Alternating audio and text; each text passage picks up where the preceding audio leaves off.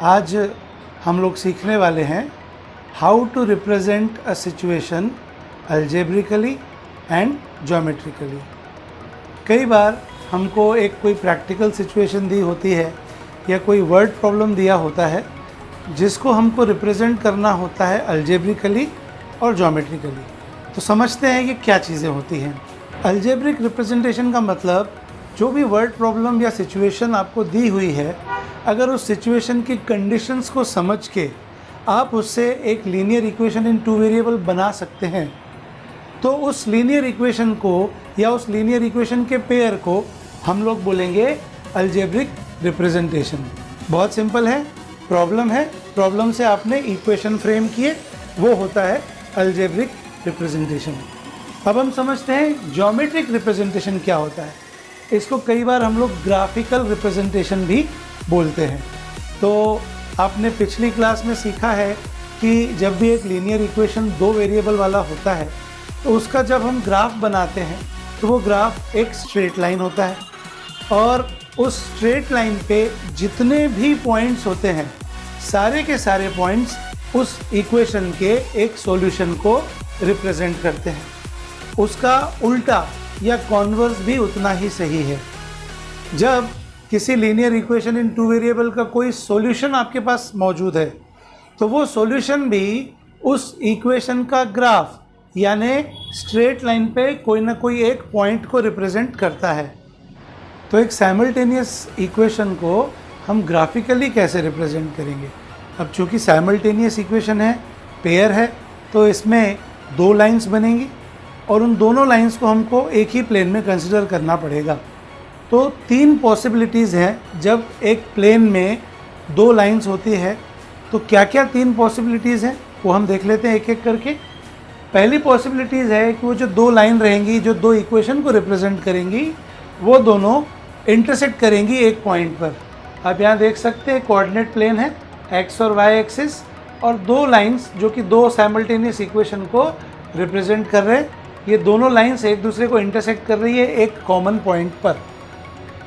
दूसरी सिचुएशन या पॉसिबिलिटी जो है वो है कि जो दोनों लाइंस रहेंगी वो दोनों लाइंस एक दूसरे के पैरेलल रहेंगी, मतलब कभी भी एक दूसरे को इंटरसेक्ट नहीं करेंगी। तो ये सिचुएशन आप यहाँ पर देख सकते हैं, ये पहली लाइन है और ये दूसरी लाइन, ये दोनों एक दूसरे से पैरेलल हैं। ये दोनों लाइंस एक एक साइमल्टेनियस इक्वेशन को रिप्रेजेंट कर रही हैं। तीसरी सिचुएशन या तीसरी पॉसिबिलिटी जो हो सकती है कि दोनों लाइंस कोइंसिडेंट होंगी। कोइंसिडेंट का मतलब होता है एक के ऊपर एक या ओवरलैप करना। इस सिचुएशन में क्या होगा, दोनों ही इक्वेशन का जो लाइन बनेगा या जो ग्राफ बनेगा वो एक के ऊपर एक आएगा, मतलब इफेक्टिवली एक ही लाइन बनेगी। तो ये तीनों केसेस किस तरीके से हम लोग रिप्रेजेंट कर सकते हैं, ये एग्जाम्पल्स की मदद से हम लोग देखते हैं।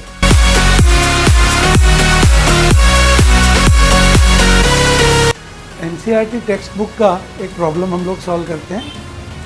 हमें एक सिचुएशन दी हुई है, एक क्रिकेट टीम के कोच हैं, उन्होंने 3 बैट और 6 बॉल खरीदे और उसके लिए उन्होंने 3,900 रुपये खर्च किए। फिर उन्होंने उसी टाइप के और एक बैट और 3 और बॉल खरीदे और दूसरी बार में उनका बिल हुआ 1,300 रुपये का। हमसे कहा गया है कि इस सिचुएशन को अलजेब्रिकली और ज्योमेट्रिकली रिप्रेजेंट करो। हम एक बैट की कीमत को मान लेते हैं ₹X और बॉल की कीमत हम लोग मान लेते हैं ₹Y।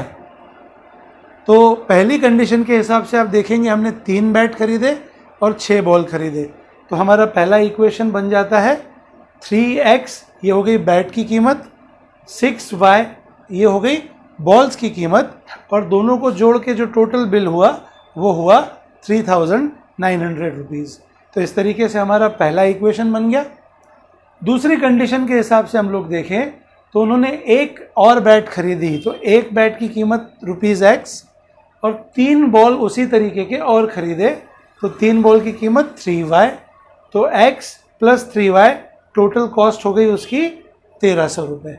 तो ये दो इक्वेशन हमको मिल गए एक प्रॉब्लम से या वर्ड प्रॉब्लम से या एक सिचुएशन से जब हम दो इक्वेशन बना लेते हैं तो इसी को बोला जाता है अलजेब्रिकल रिप्रेजेंटेशन। और वो दोनों इक्वेशन जो हमको मिले वो मैंने यहाँ पर नोट कर दिए हैं। 3x + 6y = 3900 और दूसरा इक्वेशन है x + 3y = 1300। अब ग्राफिकल रिप्रेजेंटेशन करने के लिए हमको कोऑर्डिनेट्स की ज़रूरत पड़ेगी। कोऑर्डिनेट्स मतलब पॉइंट्स जिनको जोड़ के मैं स्ट्रेट लाइन बनाऊंगा। तो वो कोऑर्डिनेट्स भी मेरे को इन्हीं दोनों इक्वेशंस में से मिल जाएंगे। कैसे, आइए देखते हैं। जो पहला इक्वेशन है 3x + 6y = 3900, उसमें मैं लेफ़्ट में y को रखता हूँ तो 6y = हो जाएगा 3900 - 3x। ये 6 भी अगर इस तरफ शिफ्ट कर दिया तो मेरे पास बचेगा y = 3900 - 3x / 6। तो इससे मेरे को मदद मिलेगी कोऑर्डिनेट्स ढूंढने में। मैं राइट साइड में जो भी x की वैल्यू रखूँगा उसी के अकॉर्डिंग मेरे को y की वैल्यू मिलेगी। तो मेरी कोशिश ये होनी चाहिए कि x की ऐसी वैल्यू मैं ढूंढूं जिससे जो सॉल्व होने के बाद में y की वैल्यू कोई इंटीजर ही मिले, फ्रैक्शन ना मिले। क्योंकि आपको पता है फ्रैक्शंस को ग्राफ पर लोकेट करना थोड़ा सा मुश्किल होता है। तो मैं ऐसी वैल्यूज़ चूज़ करूँगा x के लिए कि y की वैल्यू मेरे को इंटीजर में मिले। तो पहला मैं क्या करता हूँ कि x की जगह पे मैं 0 रखता हूँ। तो x की जगह 0 रखने से ये 3x पूरा 0 हो जाएगा। तो देखिए क्या होता है, y की वैल्यू हो जाएगी 3900 - 3 × 0/6, मतलब ये 0 हो जाएगा।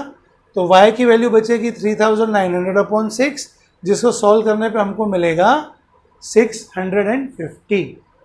फिर एक और वैल्यू, क्यों? क्योंकि लाइन बनाने के लिए मेरे को कम से कम 2 पॉइंट चाहिए। तो ये एक पॉइंट तो मिल गया कि x 0 है तो y 650 होता है। एक और पॉइंट चाहिए जिससे मैं लाइन ड्रॉ कर सकूं। तो दूसरा पॉइंट के लिए मैं x की वैल्यू इस बार 1300 रखता हूँ। ये जानबूझ के मैंने सिलेक्ट की है क्योंकि 3 × 1300 हो जाएगा 3900। तो 3900 - 3900/6 ऊपर हो जाएगा 0। तो 0/6 मतलब y की वैल्यू मिल जाएगी 0। तो इस तरीके से आप देखेंगे मेरे को दूसरा भी पॉइंट मिल गया या दूसरा कोऑर्डिनेट मिल गया। जब x 1300 होता है तब y 0 होता है। तो मैं एक छोटा सा टेबल बना लेता हूँ, उसके कोऑर्डिनेट्स और उनके पॉइंट के नाम भी मैं लिख लेता हूँ। x, y और पॉइंट्स। x जब 0 था तो उस वक्त पे y हमारे पास क्या था, 650। फिर बाद में x जब हमने 1300 रखा उस टाइम पे y हमको मिला 0। और ये दो जो कोऑर्डिनेट मिले मेरे को x और y के, इन पॉइंट्स का नाम मैंने रख दिया a और b। और a और b पॉइंट्स को जोड़ के पहले इक्वेशन का ग्राफ बड़ी आसानी से बन जाएगा। अब हम आते हैं दूसरे इक्वेशन पे। दूसरे इक्वेशन में x + 3y = 1300। मैं x को राइट में शिफ्ट करता हूँ। राइट में मैंने शिफ्ट किया तो मेरे को y की वैल्यू मिलती है 1300 - x/3। तो इसमें भी मैं x की ऐसी वैल्यूज चूज़ करूँगा कि जिसकी वजह से y की वैल्यू इंटीजर फॉर्म में मिले। क्यों? क्योंकि उसको ग्राफ में ड्रॉ करना या ढूंढना आसान होगा। तो मैंने x को पहले 100 रखता हूँ, 100 रख के देखता हूँ y की वैल्यू हमको क्या मिलती है। तो 100 रखने से हमको y की वैल्यू मिलती है 400। आप देख सकते हैं 1200/3 400। और दूसरी वैल्यू, जो दूसरा पॉइंट मुझे ढूंढना है, उसके लिए मैंने x की वैल्यू रखी है इस बार 1000। तो ये आपको खुद अपने मन से थोड़ा कॉमन सेंस लगा के ये वैल्यू चूज़ करनी है सो दैट आपको x और y इंटीजर फॉर्म में ही मिले। तो इस बार y हो जाता है 1300 - 1000/3। सॉल्व करने के बाद हमको y मिलता है 100। तो देखिए यहाँ पे भी x और y का एक पेयर और यहाँ पर भी x और y का एक पेयर, यानी फिर से हमने 2 पॉइंट ढूंढ लिए। इस बार टेबुलर फॉर्म में इन 2 पॉइंट्स जो हमको मिले हैं उनका नाम हम रख देते हैं p और q। यानी x 100 y 400 ये पॉइंट है p और x 1000 y 100 ये पॉइंट है q। तो पहले 2 पॉइंट a और b से हम पहला इक्वेशन रिप्रेजेंट कर सकते हैं। एक लाइन बना सकते हैं और उसी तरह से P और Q को जोड़ के हम दूसरे इक्वेशन को रिप्रेजेंट कर सकते हैं। तो हम इन चारों पॉइंट्स को इस ग्राफ पे प्लॉट करके ग्राफिकली रिप्रेजेंट कर पाएंगे गिवन सिचुएशन को। अब आपके दिमाग में एक डाउट आता होगा कि ग्राफ में एक्स एक्सिस को कहाँ तक एक्सटेंड किया जाए, वाई एक्सिस को कहाँ तक एक्सटेंड किया जाए। इसका एक बहुत आसान तरीका मैं आपको सिखाता हूँ। आप जो पॉइंट्स आपने लिए उनमें एक्स और वाई की वैल्यूज़ पे ध्यान दीजिए। एक्स की हाईएस्ट वैल्यू ढूंढिए। एक्स की हाईएस्ट वैल्यू आप अगर देखेंगे तो ऑब्जर्वेशन से आपको दिखेगा 100, 1000, 1300। हाईएस्ट वैल्यू है 1300, तो आप 1300 तक ही उसको एक्सटेंड कीजिए, यानी एक्स एक्सिस पे आप 13 यूनिट तक बनाइए। उसी तरीके से वाई पे हम कहाँ तक बनाएं, तो आप वाई की वैल्यूज़ देखिए। वाई की मिनिमम वैल्यू है 0 और हाईएस्ट वैल्यू आप देखेंगे 100, 400, 650, तो आपको हाईएस्ट वैल्यू दिखेगी 650। तो आपको वाई की एक्सिस को 650 तक या 700 तक आप एक्सटेंड कर सकते हैं। तो इस तरीके से आप कितना एक्सटेंड करना एक्स एक्सिस को, कितना एक्सटेंड करना वाई एक्सिस को बहुत आसानी से समझ सकते हैं। अब इन पॉइंट्स को मैं यहाँ पर प्लॉट करने की कोशिश करता हूँ। सबसे पहले इक्वेशन के दोनों पॉइंट, जब x 0 है और y 650 है तो मुझे मिलता है पॉइंट A। मैं इसको यहाँ लोकेट करता हूँ। x 0 यहाँ पर होता है और y 650 होता है यहाँ पर। तो ये मेरा पहला पॉइंट मिल गया मुझे, जो पॉइंट है A 0 650। अब पॉइंट B को हम ढूंढते हैं। पॉइंट B में x 1300 है, उसी वक्त y 0 है, तो x 1300 आपको यहाँ पर मिलेगा और y 0 आपको पता है x एक्सिस पे y 0 होता है, तो y 0 यहीं पर मिलेगा। तो ये आपका पॉइंट मिल गया आपको B, जिसके कोऑर्डिनेट्स है 1300, 0।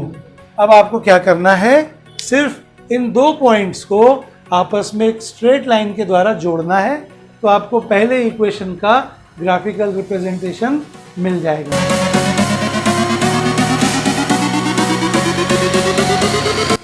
आप देख सकते हैं हमको दोनों लाइंस का इक्वेशन अब मिल गया एक ग्राफ के ऊपर।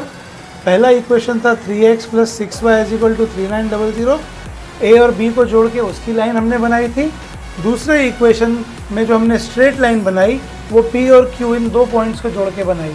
तो देखिए दोनों लाइंस आपने एक ही प्लेन में दिखा दी। तो ये इस सिचुएशन का था ग्राफिकल या ज्योमेट्रिकल रिप्रेजेंटेशन।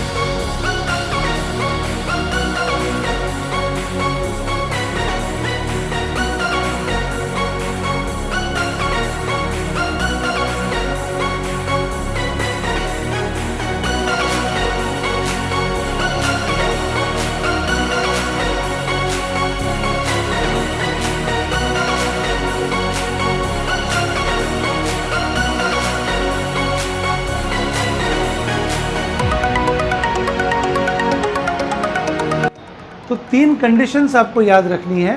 वो तीन कंडीशंस के हिसाब से आपको पता चल जाएगा कि ग्राफ इंटरसेक्टिंग लाइंस बनने वाला है या ग्राफ पैरेलल लाइंस बनने वाला है या ग्राफ जो है वो ओवरलैपिंग या कोइंसिडेंट लाइंस का बनने वाला है। कैसे पता चलेगा ये? सबसे पहले देखते हैं इंटरसेक्टिंग लाइंस कब बनेंगी।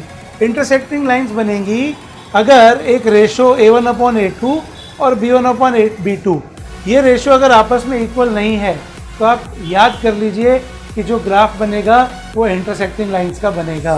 उसी तरीके से कभी A1/A2, B1/B2 ये दोनों आपस में इक्वल है, ये दो रेशो आपस में इक्वल है, लेकिन वो C1/C2 से इक्वल नहीं है। मतलब A1/A2, B1/B2 is not equal to C1/C2।